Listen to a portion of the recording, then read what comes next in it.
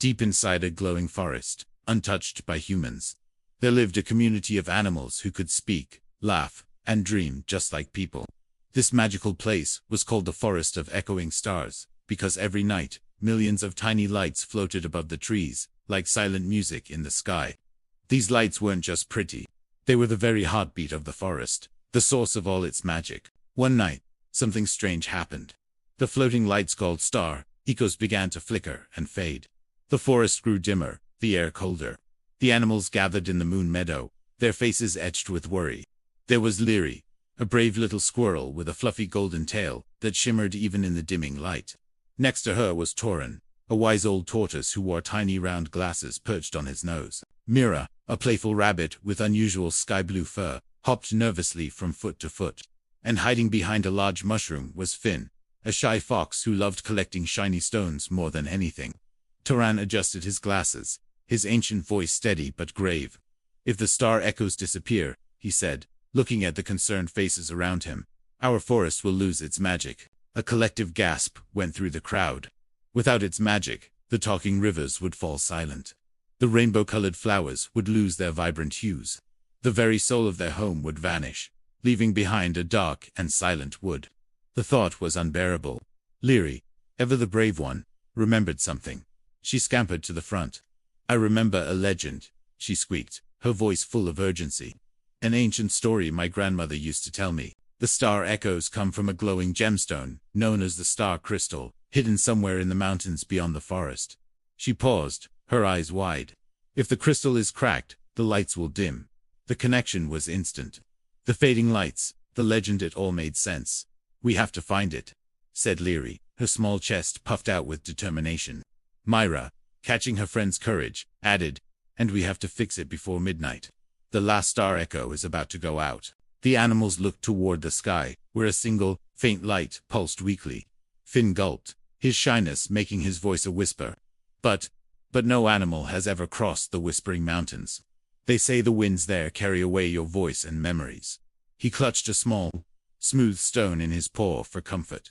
Torren, who had seen many seasons come and go, offered a gentle smile. His wisdom was a calming presence. "Then today will be the first," he said simply. His words, though quiet, resonated with strength. It wasn't a question or a command, but a statement of fact. They would go, and so, the four friends set out at sunrise.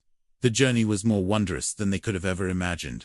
They crossed silver rivers, where the water sang like wind chimes, its melody rising and falling with the current.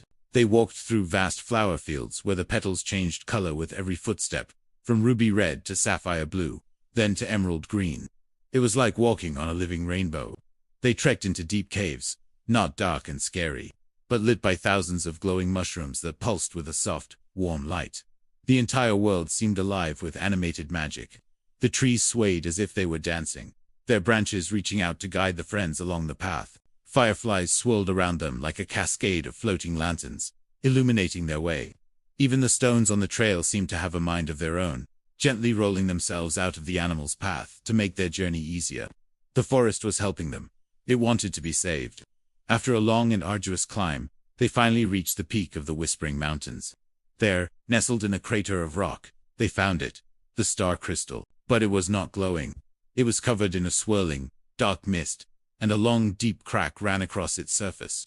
As they approached, a massive shadow blotted out the sky. A giant bird, larger than any they had ever seen, descended before them. Its feathers were as black as ink, and its presence felt cold and heavy.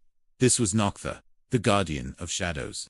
But as the friends looked closer, they saw that his shimmering eyes were filled not with malice, but with a profound sadness. Nocthar's voice was a low rumble, like distant thunder.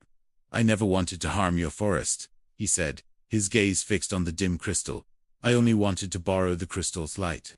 It is so lonely here in the mountains. I just wanted to be seen." The friends were taken aback. They had expected a monster, a villain who wanted to steal their magic for evil purposes. But all they found was a lonely creature, yearning for a connection. Liri, with a heart far bigger than her size, stepped forward without an ounce of fear. "You don't need to steal light to be seen," she said gently. "You can come with us. You can be our friend." Nocthar blinked, his large, sorrowful eyes widening in surprise. He tilted his head, studying the little squirrel. No one had ever shown him kindness before. The animals who strayed into the mountains always ran from his shadow. The idea of friendship was something he had only dreamed of. With the guardian no longer a threat, their attention returned to the cracked crystal. How could they fix it? Just then, Finn, the shy fox, had an idea. He looked at the smooth, shiny stone he had been carrying, his absolute favorite from his collection. He had polished it every day until it shone like a tiny piece of the moon. Hesitantly, he stepped forward and carefully placed his treasured stone right beside the crack in the star crystal. The effect was instantaneous. The forest magic, dormant in the crystal, reacted to Finn's selfless gift. The little stone began to glow with a brilliant, silver light. The light flowed like a liquid, pouring into the crack and sealing it like molten moonlight.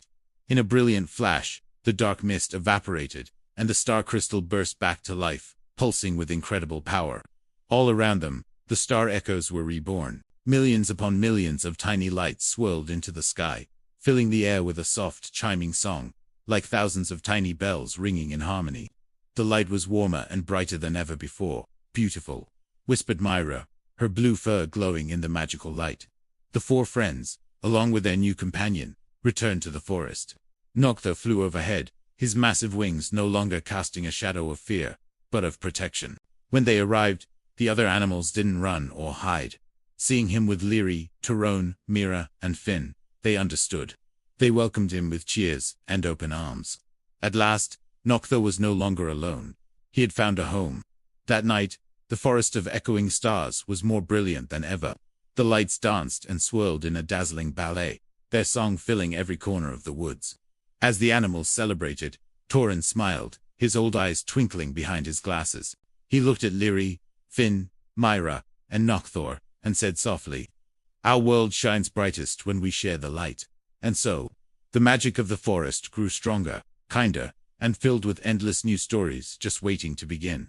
Thank you for watching. If you enjoyed this story, don't forget to like and subscribe for more magical adventures.